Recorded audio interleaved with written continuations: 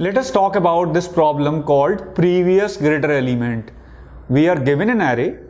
For every element, we need to find the element which is position wise closest to it and left of it and greater, right? So let's see this example. 15. This is the first element, so nothing on left of it. So previous greater for first element is always going to be -1. 10. Previous greater is 15, right? 18, nothing greater on left, so -1. 12, the closest, position wise closest greater element is 18. You know, there is one more greater, 15, but this is position wise closest, so we print 18. 4, 12, 6, 12, 2, 6, position wise closest, 8, 12. If your array is sorted in increasing order, then it's all going to be -1. If your array is sorted in decreasing order, then element just before the element is going to be previous greater element. So I hope you have better understanding, good understanding of this problem. Please pause this video, try to solve it yourself. Let us talk about naive solution first. So the naive solution is you traverse through all the elements one by one, beginning from the first element. For every element, you go to the left of it and you find the first element which is greater than this. As soon as you find a greater element, you break the inner loop, print that greater element, right? So for example, when you are here at 5, you will traverse on left of 5, you will find a greater element as 10, you will print 10 and you will break. When you are at 15, you will traverse left, left, left and you will stop here because this is greater. You will print it and you will break. When you come out of the loop, and if you see that you did not find any greater element, for example, what will happen with 30? You will go to the left, 20 is smaller, then you will come out to the loop because j will become -1. So you will come out of the loop when j becomes -1. What it means? You did not find any greater element on left of this element. In that case, you print -1, right? So output for this example would be -1, -1, 30, right? 5, it will be 10, 15, it will be 30. So that is how this naive solution will work. What is the time complexity of this naive solution? We simply have two loops. In worst case, the inner loop will also run full, the outer loop will also run full. So you have something like n into n plus 1 by 2, which is big O of n square. So the time complexity of this naive solution is big O of n square. Now please pause this video and try to think of a solution which is big O of n. You just need to think of the problem that we solved before it, which is Stokes-Penn problem. So it's simply based on Stokes-Penn problem to find the previous greater. Let us now talk about big O of n solution for this problem. It is strongly recommended that you watch Stokes-Penn problem video before it because it's simply a variation of that problem. If you remember Stokes-Penn problem, we were finding previous greater there also, and using the previous greater we were finding the span of a day, right? So the same thing we do here. This loop is very similar, and here in this question we do not need to store the index, we can store the actual items because we do not need the count, we just need the previous greater item value.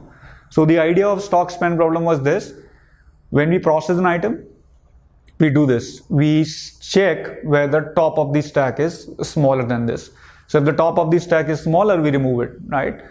And if top of the stack is greater, then this element is previous greater for this element, right? So that's what we need to print here. And after we push this element, we are done with this element, we have found its previous greater. And while you were pushing this element, and if stack was empty, then you say that there is nothing greater on left of it because the stack is empty, so you print -1 in that case. So this is the code for this. Let's see, understand this code with this example. This is our input and this is our expected output.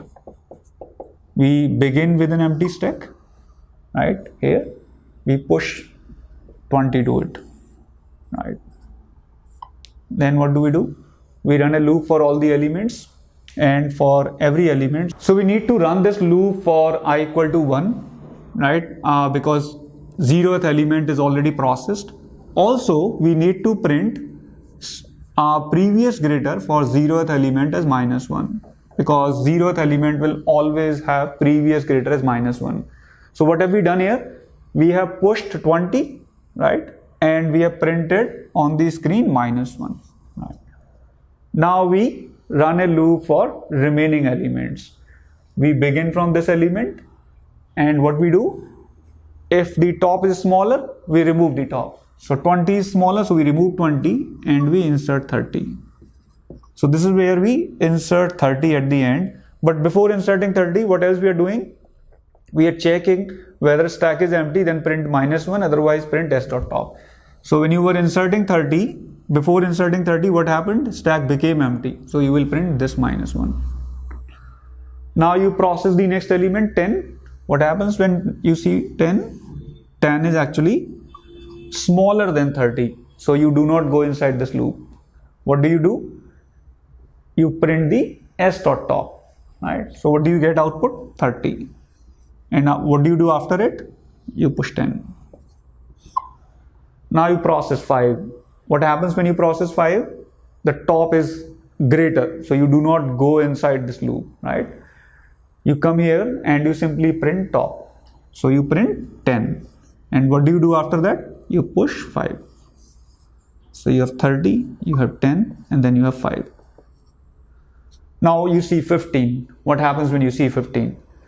You go inside this loop because 5 is smaller, 10 is smaller, right? Both these are smaller. And when will you stop? When you encounter 30, because 30 is greater. So when 30 is greater, you will push 15 after that.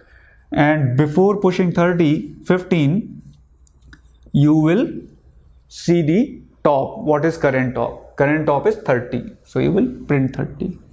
Basically, you will print 30 first and then you will push 15. And that's how you get the required output. And that's the state of your stack after every iteration. So let me repeat what we did. We initialized empty stack here. We pushed the first item, right? And then we printed -1. And then we begin from the second element because we know that previous greater for first element is always going to be -1. When we started from the second element, we simply kept removing the smaller elements. So whatever is remaining at the top of the stack is your previous greater. And if the stack becomes empty, then previous greater is -1. So the time complexity of this solution is big O of n because we insert every item exactly once and we remove every item exactly once from the stack. So that is how we can say in worst case it's 2n, but it's big O of n. There are many more variations of stack SOX pen problem that we will discuss in the upcoming videos.